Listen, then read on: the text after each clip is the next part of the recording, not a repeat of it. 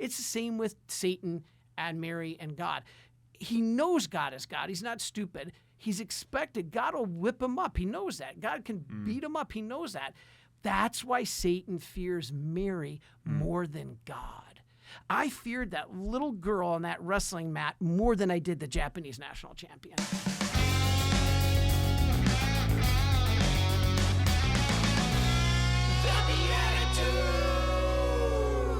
Oh yeah, BeatiDudes Nation. Welcome to the BeatiDudes Experience, a podcast for Christian men looking to grow in humor and holiness and doing it all through authentic fraternity with one another as we seek to be closer to God and closer to our friends, to our buddies.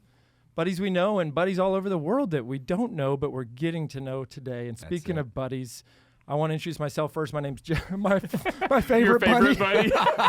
Good transition. Speaking of buddies, myself. This next guy's awesome. If that's not appropriate, I don't know what is. I told Paul today I was feeling a little bit wonky, and he goes, like compared to normal? Yeah. Okay. My name's Jeff Scheffelbein. I'm one of the BeatiDudes, and I'm so glad to be here with my fellow BeatiDudes, Paul Kolker. Howdy, howdy. Howdy, Paul. And then also Nicholas Besner. What's going on? Not much, but about to be a lot. Yes. And that's because Nick, I think, Nick, you stepped up. You knew I was in a pretty busy period of life, and you're like, you know what? Why don't I set up a guest and set up some stuff for the show? And then he went and hit a grand slam. Yeah, Well, pretty big deal. I mean, credit to my father-in-law, Wayne. He just said, hey, I got this priest. I think he should be on your show. And I'm like, cool. Hey, I got a question for you, Nick. Serious question. Nobody watching YouTube will know this until I can expose this. But are you saying credit to my father-in-law because he's over your shoulder right now? I mean, he is. He's currently in studio. Yeah, credit to Wayne. Credit to Wayne. He mentioned you gotta. I was after Mass. I was talking to Father Chris. You know, he's got to be on your show. He's All right, awesome. then you get to introduce who's Father Chris. So Father Chris Alar, which I don't know you as well as Wayne, but you are currently running the Shrine of Divine Mercy in Massachusetts. So No. you're here from Massachusetts. Yes, I'm here as representing the Detroit Lions. We're very ecumenical on this show. So we used the excuse that we're coming to visit one of our donors. This is Wayne, and I just left out the part where I was also going to the Lions-Cowboys game. So Well, now he is wearing a Cowboys shirt in studio as well. No, I don't Friendly think. I'm competition. afraid I've already consulted with the experts, and so in my friends in the Lion sphere, and with our top D back out, our top D lineman out, and our best edge rusher out, we don't have too high hopes for the game. High But hopes for a great time. We'll still have a good time. We're We'll still have a recording good this time. show, probably 5-6 weeks before it comes out in mid-February. Your prediction on the on the game tonight, Cowboys-Lions, Yeah, December 30th. Yeah, We're not going to make a dent this year, but next year we will. Okay, now let's record the alternate, and then we'll edit in whichever one actually happens. I told you we were going to win. I told you. There it is. Okay, perfect. That is perfect. And I do like that we're very ecumenical here. We'll accept all. Why the love of the Lions? Where does this come from? Is something wrong? Being a Detroiter, growing up in Detroit, we suffered. I go back to the days of the old school, but Detroit then had the brief time with Barry Sanders. Still, you can say what you want about Emmett. Barry Sanders was the greatest. Far better. I tell you what, if Barry ran behind the line and had the Yes. quarterback you guys had, he would have ran for 2,000 yards every year. Yeah. Even though he did in Detroit for 1 year, but he would have done it every year Right. in either Green Bay or Dallas at the time. You know, Green Bay passed I up on agree. him. Green Bay passed up on him in the draft. So They passed up on me, too. yeah, Let's just go on record here. Something's wrong in Green Bay. Now, I mean, you're a priest and you support the Lions. Now, you know a lot of the early martyrs were killed Yes. by lions, right? that's right. That's just- a good point. I just throwing that out there, And for- none were killed by Cowboys. No, maybe an anachronism, but yeah, that's true. Technically, none were killed by Cowboys. That's right. That's a good point. I never thought of that. We're watching a conversion, right? No. Yeah. No, if anything, he's praying for our souls for trying to guilt him into this in the moment. Father, you have a very unique background. I don't know your whole background. You have a very unique position right now at the Shrine of Divine Mercy. Mm-hmm. Can we just start from maybe the basics of this? Sure. There are people listening, both Catholic and non-Catholic, who don't even know what Divine Mercy is. So Sure. we're just going to hand you the mic that's in front of you and tell you to go. Yeah, we've been blessed. The good Lord has, ironically, God brings a greater good out of even the crazy world and the evilest tough times. COVID. Before COVID hit, our Divine Mercy, people knew of Divine Mercy through EWTN and other things, the Chaplet of Divine Mercy. But when COVID hit, we were one of the first ones on doing the live streaming of our masses. I created a talk series called Explaining the Faith, where I did something very different, I guess. Everybody told me I was crazy. Everybody said, Father, your talk's got to be 10 minutes max. You got to have these short little video clips. Americans now are too stupid to be able to find anything of attention span longer than that. And I said, I'm going to do a 90-minute series of 90-minute episodes. And they're like, you're the most insane person we've ever heard. I'm going back to seminary. I said, that was the best time of my life. And I saved all my notes. I was meticulous. I'm sitting in seminary just going, why doesn't the world know this stuff? I learned some of the greatest things in seminary, kept it all. And so I started a series taking people back to seminary with me. And it's exploded. We have over 500,000 subscribers now. And out of the 158 episodes we've done, they've several over 1 million views. Only 3 have under 50,000 views. Wow. Only 3 of the hundreds. Similar numbers to the BeatiDudes. That's awesome. Get it out there. I will say there is a similarity. Get it out there. You're crazy. Why are you doing this? Yeah. It all started there. Absolutely. We have heard that too, yes. But we've been blessed. And then EWTN picked up on it and gave me a call and said, we really like what you're doing. Can you just shorten it? And we would like you to do a show. So we started a brand new show a couple years ago called Living Divine Mercy. It's on every Wednesday night, 6:30 Eastern time. So it'd be 5:30 Central. And we have some amazing stories on there. So I do a little teaching section in the beginning, and then we have guests. We have stories, human interest stories, and guests that we bring from around the world, and it has really, really been fun. We've had a lot of great guests and great experiences. And so on top of that, I was the director, or still am, of the Association of Marian Helpers. We're 1.5 million in the association, that our job is to pray for each other and spread divine mercy. And then this May, I was elected Provincial Superior and have not yet given up the Father Joseph yet because of the transition. So I'm got 4 official priest jobs. Father Joseph is the title Yes, of your correct. role at the shrine, or As your role? as the director of the Association of Marian okay. Helpers. Yeah. So And your order, what is your order? of the priests? Marian Fathers of the Immaculate Conception, and we're the order known of all the orders in the Church of spreading divine mercy. People think the Fathers of Mercy, and they're great guys. We were just talking about them: Wayne Menendez, Ken Geraci, Bill Casey. These are phenomenal guys, but when it comes to actually who was entrusted in the church to spread the message of divine mercy, it was the Marians of the Immaculate Conception. And so we're the ones that brought the diary, the image to the Western world, and we're very much just shocked that God would use us. Roll it back. The diary, the image. Yeah. Saint Faustina. Like, there's people who have. Like, I'm wearing Yeah. the socks for you right now. The divine. Yeah. Actually, Also, I got the good same. flexibility. I got my divine mercy socks too. I That's the I pair didn't I even. got. I That's didn't the even pair I plan got. Wait, it. these are the. That's oh, the I pair got the I newer got. version. That's right. Yeah. Gosh, That's they the keep pair I got. rolling I out have new versions. I have non-matching sock-religious socks on right now. I didn't Just even gonna throw plan that. out I there. wasn't even. I just put on socks. The dude is wearing nativity on one side and Hail Immaculate Mary full of Conception. grace on the other. Immaculate Yeah. Conception. Oh yeah. that's what it is, Yeah. brother. It was a rushed love it. morning.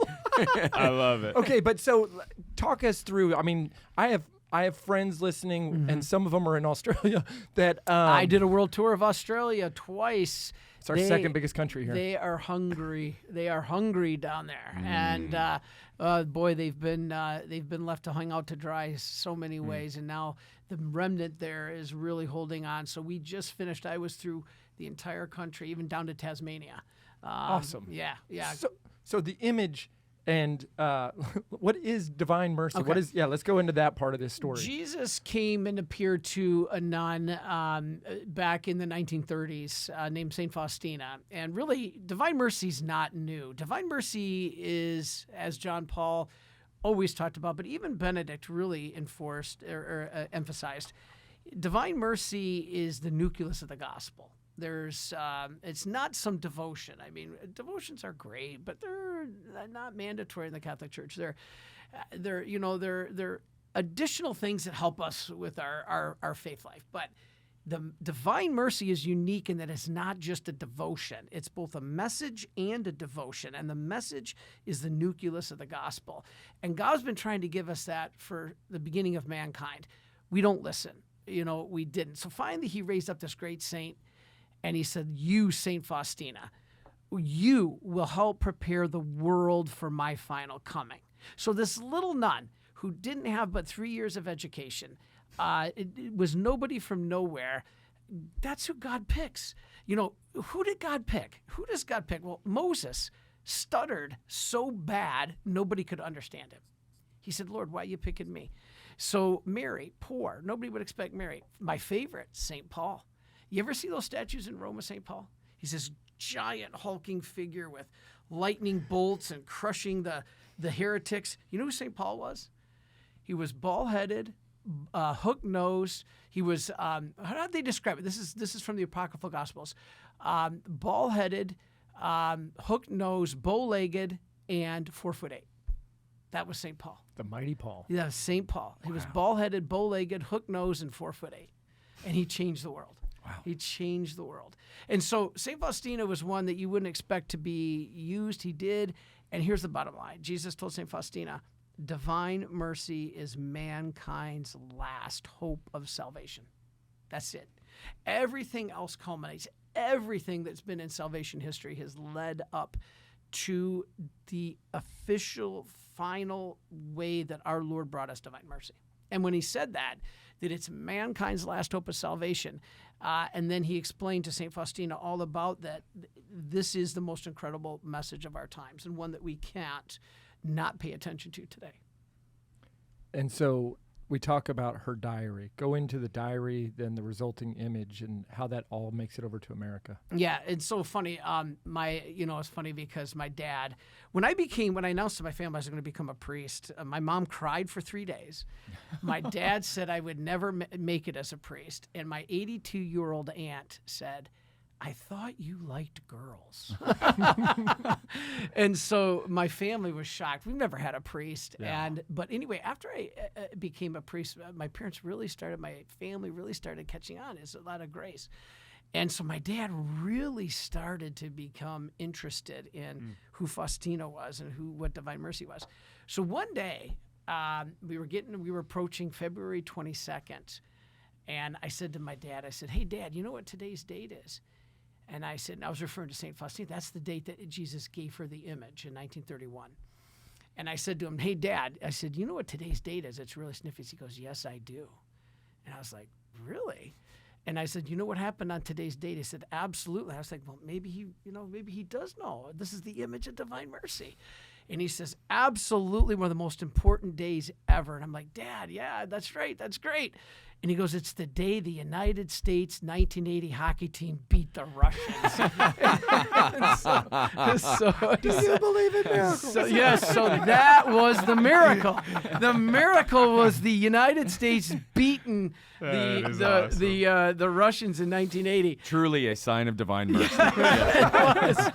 It was. But that was the date that Jesus appeared to St. Faustina. He appeared to her. We know that this wasn't some internal vision. He was there because the bright light that was coming from underneath her door, the other nuns saw. Two kids stopped outside the convent, said there's an airplane on the roof. Christ appeared literally to her and gave her the image as he appeared to her in the robe, right hand in a blessing. The entire Paschal mystery is explained in that image. If you've ever seen the image, it's the rays of the blood and the water coming from the heart. All of it has significance, and on our YouTube channel, you can find complete talks that I do about that image. And so then as Jesus started giving her all of this understanding of what divine mercy is, her confessor, told her to write it down. And she started to document it. And in all of that writing, we compiled it. The Marian Fathers really brought it to the world, which is what we called Divine Mercy in My Soul, more popular known as the Diary of St. Faustina. All right. So the Marian Fathers, you get a hold of this and it ends up, why is there a national shrine in America? What's happening on the American side of this story? Yeah, in fact, Divine Mercy is so important to spread worldwide that Jesus, told St. Faustina that this was going to become a worldwide movement. And again, it's not just a devotion, because the devotion we can think of easy is the acronym FINCH, like the little bird, FINCH. F is the Feast of Divine Mercy. I is the image of Divine Mercy. N is the Novena of Divine Mercy. C is the Chaplet of Divine Mercy. And H is the Hour of Divine Mercy. You guys know what Hour of Divine Mercy is? What time? 3 p.m. Okay. All right. Yeah. In the Philippines, they stop what they're doing, and they stop even like in the grocery stores and in the malls, and they do the blood and water prayer. Wow. Yeah. They stop in the Philippines. They actually stop to pray the chaplet. How cool. Around the world. In fact, when I was in the Philippines, because I just got done doing a world tour of Divine Mercy, I was in Ireland, I was in Europe, then Australia, Tasmania, Solomon Islands, and we went to the Philippines, and the president of the Philippines, Marcos, invited me to the presidential palace to bless the nation of the Philippines and to bless him. So what an honor, because Marcos don't always have the cleanest record, but wow, the guy's asking for God's mercy for the country. Explains why St. Paul wrote a letter to them. Yeah. In fact, was it the 7th grade, when I was in 7th grade, a letter from St. Paul to the Filipinos. Yes. Philippians. Yeah, that's right. Paul, if we could just shave your head, break your nose, and jack up your leg a little bit, you're already kind of shorter. Thank you so much for that. I'm trying to help you reach sainthood. The heights of sanctity. As I always say when 4'8". when I give my talks, I always say, as you can tell by looking at me, I was a wrestler, not a basketball player. That's it. I've been wrestling since 3rd grade, so Nice. I And fit now that mold. Now it's the wrestling of Jacob with the angels. Yes, Yes. exactly. But no, Divine Mercy is, and Sweep the leg. in that Finch, the devotion, FINCH, the feast, the image, the novena, the chaplet, and the hour of mercy, are how we express the devotion. But really, it goes back to the message of Divine Mercy, which is the heart of the Gospels. It's the heart of the essence of our religion, our faith, and that is easy as ABC. And now you do have to remember is A stands for ask for God's mercy, B stands for be merciful to each other, and C stands for completely trust in God's mercy. It's funny because you want to get to heaven. All the viewers want to get to heaven here, right? I want to get to heaven. You guys want to get to heaven. Yes, sir. You wouldn't be here. All you got to know is those 3 things. If you have all 3 of those things, you guarantee you will get to heaven. If you are missing any one, you can't get to heaven. A, ask for God's mercy. If you don't ask for, the Bible says, if you don't ask for forgiveness and God's mercy, you cannot enter the kingdom of God. It's very clear. B, be merciful to each other. That is staple of the Bible, right? Matthew 25, the sheep and the goats. All our non-Protestant or non-Catholic brethren, our Protestant brethren, they just miss that. They miss the point that you got to have not works of the law, but works of love. That's the key message that they don't get. And in fact, Adam and Eve, after they fell, what was the problem with Adam and Eve? The problem with Adam and Eve wasn't so much that they sinned. He listened to his wife. Yeah, I mean, not only that, but they. I'm getting in trouble for that one. Not only did they sin, it was it was that, but it was what they did afterwards. A, did they ask for God's mercy? No, they ran and they hid. Blamed each other. They blamed. Yeah, B, be merciful to each other. Did they be merciful to B each was other? blame. Yeah, B is blame. Always hide. B, blame the other one. Yeah. So B is blame. They blamed each other. Adam's like, Lord, it's the woman you gave me. And it's so funny because when I was ordained a priest, I went to the shrine, and the very first confessions I ever heard, we have these precious ladies that are kind of staples at the shrine, and they were all excited because we have a new priest. And I go into one of my first confessions. It was precious, and this lady, she's like in her late 70s, early 80s. And she sits down and she says, "Bless me, Father, for I have sinned. My husband did this, and my husband did that, and my husband did this." And I said, "Now, ma'am, wait. Now, remember, we're here for your confession, not your husband's." Your husband is forgiven. Now, what are you going to right. do? It's vicarious atonement, right? Is that? That's a good point. And she said, "You're right, Father. You're right." Two become one. And she Maybe said- she's playing that angle. Yeah, and she said, "Father, you're right. You're right. I guess I have to confess impatience when my husband does this and my husband does that." And So- we're back. So, Yeah, the C is chalk it up to original sin. We got ABCs on the bad side. Let's go for Yeah, the other. I that's like right. these ABCs. yeah. We're going to say, ask for God's blessing. Yeah, as for God's Mercy. mercy, Be merciful. Be merciful to each other. And C is the biggest one. People don't think of this. Completely trust in God's mercy. Jesus told St. Faustina that, and we all know how you get to heaven. What's the one word? What's the one word that gets you to heaven? There's only one way to get to heaven. What's the one word? Jesus. Love. God Grace. saves. Oh, grace. Grace. I didn't say anything. I was really proud of you guys. Throwing them out there. All right, grace. Please. That's the only way you get to heaven. God's grace. We don't earn it. We don't merit it. We cooperate with it. So here's the point. Jesus told Saint Faustina, trust is the vessel by which all grace is received. You want to get to heaven, you need grace. Well, how do you get grace? You gotta collect God's grace. Trust is the vessel by which God's grace is received. And what is trust? Trust is simply accepting the help that God gives you. And what's the help he gives us? Mary and the church. Mary and the church. So you really want to trust God? Accept the help he gives you. What's the biggest help he gives us? Mary and the church. Woman, behold your son. Son, behold your mother. Yeah, this is, such a missed opportunity. Yeah. Father, my first introduction to the National Shrine was when I fell in love with the version of the Divine Mercy Chaplet that's sung, Yeah. right? And they show the video, and you Yeah. can see, I think, inside of the actual shrine. Yes, correct. Can you talk to us a little bit about where is the shrine? Are you based there? And what Yeah. could people expect if they I visit? always ask the question. There's two versions out there. There's Ooh. one with the two ladies and the African American man, Yep. and then there's the Vinnie Flynn family. Which one is the one? That's, I don't know the Flynns. I know the other ones. Yes, that's the most common one. And we had an incredible story on our show, Living Divine Mercy, about that African American man. He had kidney failure and was dying, was declared, was pretty much dead. And we began a prayer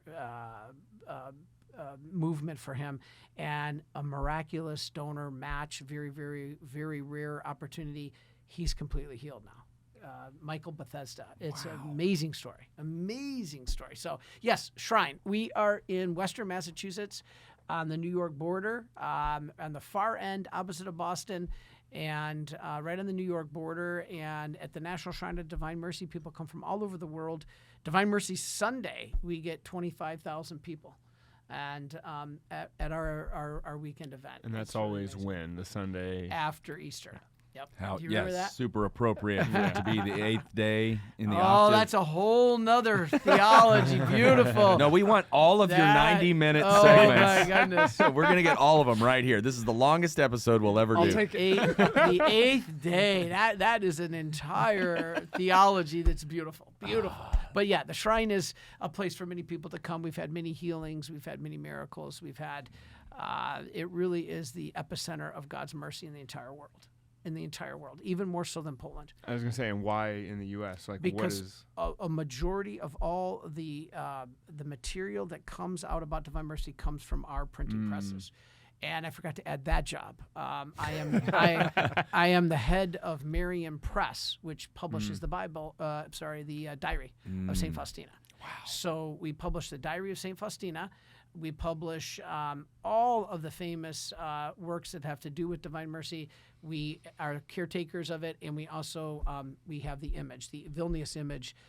I hate to say this. It's you can't copyright God's mercy, but you have to have some kind of control over things, even in the religious world. Sure. So we have the copyrights to the image and to the diary, and so that's why and the reason why is you have to protect it. You can't you can't let just anybody just mess with it and change it. So Claim that they're doing the real thing. Yeah. Exactly. Make edits Exactly. into it. Yeah. Jesus didn't say this. No, that makes perfect sense. Keep reinterpreting it in different languages so it comes out in a different form of what it was originally Yeah, supposed like to The be. joy of Protestantism. you have that's the beauty of really our Catholic faith is the fact that it's consistent across. No matter if you go to a church in Belgium, if you go to a church in South Africa, if you go to a church in the United States, technically, if they're doing it the right way, it's supposed to be the same. That's Father, the beauty. We're gonna get after the commercial break deeper, and we got a great surprise at the end of the show related to divine mercy. But I have a random question for you: were you a good wrestler or a bad wrestler? Well, it's funny because I started wrestling in 3rd grade, and I'm going to tell a quick story about Mary if I have time. Please. Okay. All right. So Wait, can I tell you why I'm asking this? You always are tapping as if you are really used to tapping out. the match. But we didn't have that then. We didn't have that. Just then. got choked It's- out. It's He's not just, like the he's just used to UFC. slamming people in. That's Yeah. like head to the mat. So you went from no mercy to all mercy. Not like the UFC. Okay, tell your All story. right, real quick. I'll try to tell a story. I'll give you an idea of the importance of Mary. The question when I talk to youth, I always ask them, who does Satan fear more, Mary or God? Well, they always say God, right? Satan actually fears Mary more than God. Now, why? All right. The perfect story I felt was my example that I felt just really kind of helps me teach this. Number one is I started wrestling in 3rd grade, and by the time I got into high school, I was pretty good. And by the time I got to my senior year, I was a top seed, and things were really, really going well. I got, some good matches under my belt, got good experience, and all of a sudden, I was picked to wrestle as a part of a team from the United States to wrestle the Japanese national championship team. So the Japanese national team traveled over to the United States, and I wrestled the Japanese wrestler who was 169-0. and I lost 4-2. I still have nightmares over that because I look back, I was like, if I would have done this, if I would have done that, if I would have done this, I could have won that match. I lost 4-2. But my coach and my father both said, great job. Great job. They've never said that about a loss. Never. A loss is devastating no matter who it is. I never heard from my father or my coach, great job over a loss. Yeah. Okay. All right. So they both said that. Now, why? Because I wasn't expected to beat this guy. This guy was the top. This guy's 169-0. He's a Japanese national champion. I wasn't expected to even stand the mat with this guy. And I could have won. I was lost 4-2. Now, let me flash back to when I was in the youth group, age group wrestling. I had to wrestle a girl. And in youth age group wrestling, they'll call your names, and then you go to a like a classroom there at a school. It's usually the tournaments are held at a school. And you go into the classroom, and they call your name, and then you go with your partner that you're going to wrestle, and you stand in line waiting for a mat to open up. It's like a bunch of little Noah's Ark animals, 2 by 2. You're waiting, and we're the giraffe and the gazelle or whatever, and so we're waiting to get our mats. And this girl, I'm standing next to her, I'm not saying anything, and she starts mouthing off. Well, I won the Dexter tournament, and I won the Duran tournament, and I won the Garden City tournament, and I got 26 medals, and I've won my last 32 matches, and I'm ranked this, and I'm ranked that. And I'm just sitting there, and I'm not saying anything, and she's mouthing off, and I won this, and I won that. I'm not saying anything, and I'm just sitting there, and I'm starting to get a little worried. I'm starting to get a little scared. And, I'm in, I think, 4th grade, and I'm thinking, oh, my gosh, I can't lose to a girl. I'll be the laughing stock of the playground. My dad will disown me. My dad's going to disown me. And all of a sudden, my dad, who was standing next to me because the coaches would stand next to you, and my dad hears this girl mouthing off, and he looks at her in my dad's total political correctness. He's Vietnam Marine, flew helicopters out of Vietnam. And my dad looks at her, and he says, well, honey, you're not going to win this one. I was scared to death. To this day, I have never been more scared before a match than that one, ever. Why? Why do you think it is? Pride. Because I was expected to beat this girl. And so the fear of losing to a girl was something that my pride couldn't handle, even in 4th grade. Well, I lost to the Japanese national champion my senior year, but that was, I did a good job. I wasn't expected to win. It's the same with Satan and Mary and God. He knows God is God. He's not stupid. He's expected. God will whip him up. He knows that. God can beat him up. He knows that. But to lose to a 15-year-old Jewish girl is more than his pride can handle. He just can't accept losing to a 15-year-old Jewish girl. He understands losing to God, but he does not understand losing to a 15-year-old Jewish girl. His pride absolutely can't handle it. That's why Satan fears Mary more than God. I feared that little girl on that wrestling mat more than I did the Japanese national champion because of pride. That is an incredible analogy. Wow, that is amazing. It's a great one. I feel that you can relate to young men that trying to understand why. Hits home. Why Mary? Why Mary? Well, because his pride. Well, to lose to a 15-year-old Jewish that's, girl. that's who Satan is, right? Yeah. It's like He's pride. king of pride. Yeah. Well, and it says a lot about God, the way that he humbles other people as well. Absolutely. Like if you're going to set yourself up in opposition to him, he'll use Yep. the less and the least according to the pride Yep. to humble you. That's incredible. Well, Yeah, speaking of just wrestling with pride and having a chance to beat each other, we would like to play a game and let you judge us. This game is... It's called Blessed Are the Joke Makers, for they shall inherit the points. Today it's going to be worth 92 points. All right, Why so 92? I was looking at the clock and I found 92. He's very meticulous. Paul's going to explain this game to you, and we're going to try to swallow our pride as we don't lose to each other. Yes. Yeah. So the way this works, we got a character card and a Catholic card game card, and we have to answer the Catholic card game card as this character. So we have to take on a persona. We all have to try our hand at whatever the persona is. So I'm the judge. You guys are the participants. Okay. Yes. Okay. And you can either be harsh or merciful, depending on how you decide, But remember the ABCs. And Yes. also remember the meek. Yeah. And Please. If you call yourself the meek, And the pandering. yeah.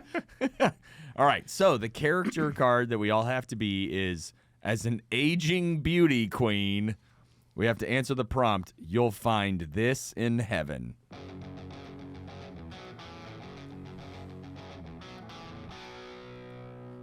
Well, you're going to find this episode of the BeatiDudes on repeat in heaven, because when Father Chris showed up, we all had a chance to go back to our Melly Vanelli days and look over at Nick's father-in-law and say, blame it on Dwayne.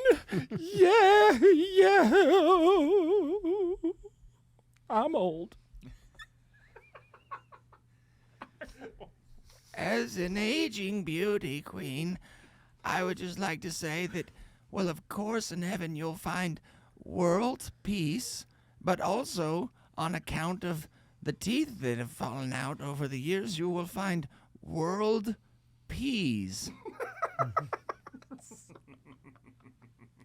Squish, squish. As an aging beauty queen, I found it so great that in heaven I can always go into my closet and find my old knickers from when I was cheering on Roger Staubach and all them boys on the sidelines. I got my white boots and short skirts, and you will always find the replays of that December 30th Cowboys-Lions game, because it's such a good one, nail-biter, really, and you will always find that in heaven. Oh. Father, Yes. go back to when you were more judgy and less merciful and dish out some points. well, now, okay, does it at a total 92? Yeah, there's no split in here. split. Yeah, it's not like two people are going to be on the podium like this. Like one person's at the top of the podium, the other two are mopping the floors. Okay, I for historical reality, I think, we got to go with Nick here, because, the Lions Cowboys, we lost in a playoff game in 1970 to the Dallas Cowboys. You know what the score was? 5-0. Who loses a football game 5-0? How is that even possible? How is that It's possible? not a nail biter. That's boring. Full safety. All right. No touchdowns. But I got to give the points to Milli Vanilli because I just listened when my doctor told me that I got to get 150 minutes of exercise a week or I'm going to die. Oh. He did. My heart. So I went into the gym. I just started getting back in the gym and turned on, the what's that app? The iHeartRadio. Yeah. Okay, iHeartRadio. Guess what the first song that popped in was? Blame It on the Rain. Blame It on the Rain. And you got motivated. Amazing. It's not the best workout song, but it does get you into that R. So I did, or I should say do, I saw, listened to that Vanilli song and said, there was some good singing in there. Too bad it wasn't them. Yeah. For those of you who need historical reference, go Google Milli Vanilli and find a nice scandal, but some pretty amazing music. Yes. But Somebody did it. Somebody did a good job. I'm surprised you didn't listen to the Jackson 5 because they're all about, ABCs. Yeah, that's true. That's right. And there's got to be something about Finch or a little bird, something or something too. Yeah, Carpenters, don't the Carpenters have something? Yes. Well, that's why you read To Kill a Mockingbird, so you can read about Atticus Finch. Yeah. So. For being our celebrity guest judge, you're getting another pair of religious socks. These are Maximilian Kolbe. And so obviously very good. someone who is very much in love with Marian Made in devotion. USA. Very good. That's right, Indiana. So we're going to tell all the BeatiDudes if they want their own pair of religious socks, check out sockreligious.com/BeatiDudes. Yep. How confident was I in that one? Pretty good. Nailed it. Show 90, and I just got it. I'm watching you, Jeff. See if you got it. You got it. Enjoy your own socks. We'll be right back after the break with Father Chris Alar.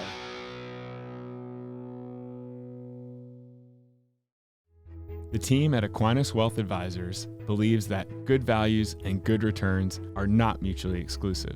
Using a tech-smart and morally sound approach, they provide investment alternatives that align with Catholic teachings without sacrificing returns. These days, faith-driven investors are finding it hard to know where their money is going. They have no visibility into what their dollars are supporting, but there's a better way.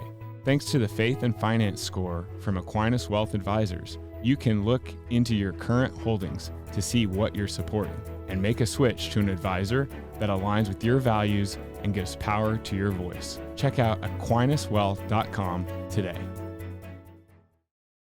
Hi, it's Paul Kolker from the BeatiDudes here, and I just wanted to share with you guys that I also, outside of the show, perform improv comedy on a regular basis with a group called Divine Comedy.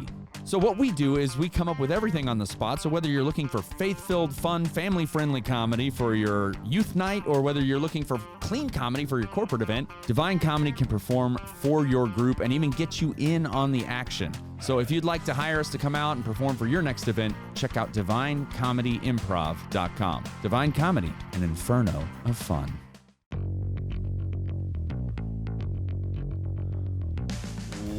Welcome back, everybody. We are here with Father Chris Alar. Alar. He's all of them. He's got 10 job titles and 3 names. And 3 different pronunciations. That's right. That's right. Man, what a great first segment there, Father. I am pumped to go to a football game with you later. You're going to? Yeah. Wayne.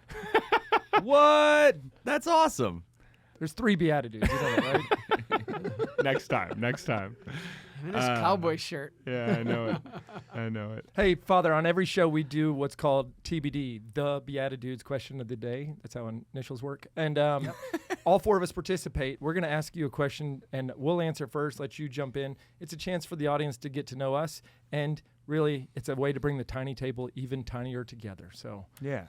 So today's TBD question brought to you by us is, when is a time in your life that you were either presenting something, giving a speech, giving a song, singing, that you experienced extreme nervousness, and how did that materialize? I would love to share one real quick. Yeah. My brother was getting married. He did it once, and decided to have me and his future sister-in-law do a duet during the wedding. And first of all, I don't have a good singing voice. I have stage presence. Don't use stage presence in a wedding. It doesn't work. Second, they picked a Bryan Adams song called I Finally Found Someone.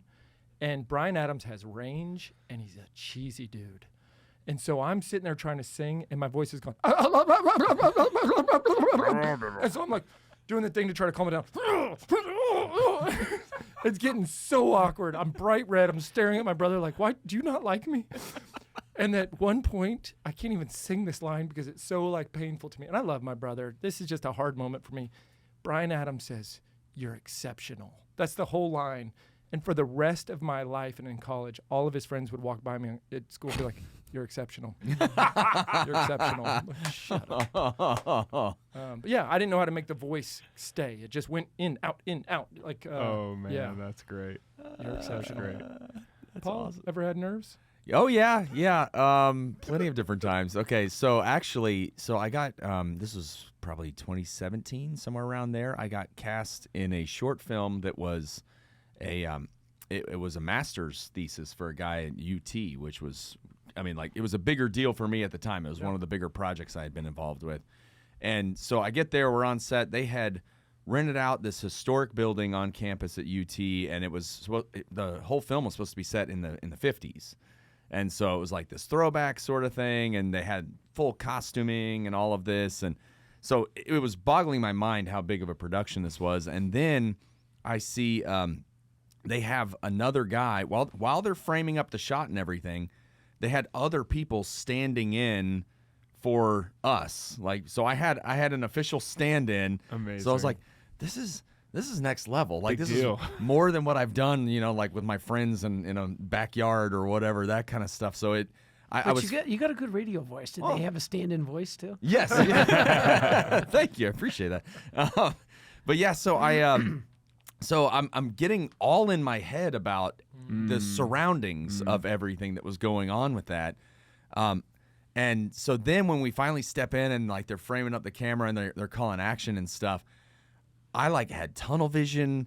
I could feel like weird little like twitches around my mouth and stuff. Like I didn't know what was happening. I just lost all control of my body is what it felt like. And then on the third and fourth take, we finally started to get somewhere. But those first couple, I remember I was like, what is happening? Did you have any like, they're going to replace me in any moment with that guy? I felt it for a good half second there. Thankfully, I made it, and I made it through. And then that one won this like it was an HBO film festival, and so it actually got shown on HBO for a little while, way. That's which awesome. was wild. It was just a 10-minute short film, but still, it was It's a I was big like, deal. oh my gosh! And now I can say as seen on HBO. Yeah, that's right. That's right. But that was wild. I'll say like similar. I think it's that moment of like prior to beginning is where that nervousness comes in. But once you get going, Yes. it generally shuts off. Didn't happen for me. Okay. that was I feel like, so I played football in high school, and that was generally the like Friday, starting we would go to mass Friday mornings as a team, which was really cool. He went to the coolest public school of all time. Yeah, that's really incredible. At a public school. And then like from that moment on, it was just like you slowly got more nervous throughout the day until the first like kick happened. And then it was just like, okay, now it's go time. Yeah, there's like a Jesus, I trust in you should have been the last prayer of the Yeah, day so you could right. calm it back down. Yeah. Father, ever had any nerves? Actually, speaking, I just have been okay with and comfortable. I don't really think much about it, but I remember one time I did panic because the talk that I was doing was on Is America a Christian Nation? Were we founded on Judeo-Christian principles, or were we founded on the principles of the Enlightenment? Who are we? And so the whole basis of the talk was quotes on the Founding Fathers. And I get there, and I get up on the stage, and I reach into my folder, and they're not there. Oh no! I had taken them out to review them and forgot to put them back in. I'm in front of 500 people, and the entire basis of the talk are the quotes on from the Founding Fathers about Christianity. Even Washington, talking about John Adams, talking about how Christian roots and all that, gone, complete. What'd you do? I just winged it. I'm just like, well, John Adams said we're Christian. It was awful. It was a bomb. And then I just kept stumbling over my words, repeating, because I don't read a talk, but you got to have quotes. You got to read them. Yeah, you need your notes. You got to have them. You got to have them. And so, yeah, that was, oh boy, you could feel your heart come right up through your throat on that one. I mean, you got 500 people and you can't say, excuse me, while I go back to my hotel room to get my notes. That's incredible. Hey, so Father, we're going to have a bonus show with you on Friday, but we're actually going to do something really cool today. This is our Monday show. It's always a special show. We finish each of these shows with a segment we call Reverse Simpsons. It just means we do every Monday show ends differently than every other one. Well, we had an idea came from Nick, and it really is inspired by all this conversation around divine mercy. We thought it would be great if the end of this show is that we're going to stop the show and we're going to start a new short episode where we're actually going to pray the divine mercy together with you leading us. Yeah, the Divine Mercy Chaplet, Jesus said to St. Faustina that if you say, no matter how hardened the sinner, if he prays this prayer even once, he will have the graces that will allow him salvation. That's how powerful this prayer is.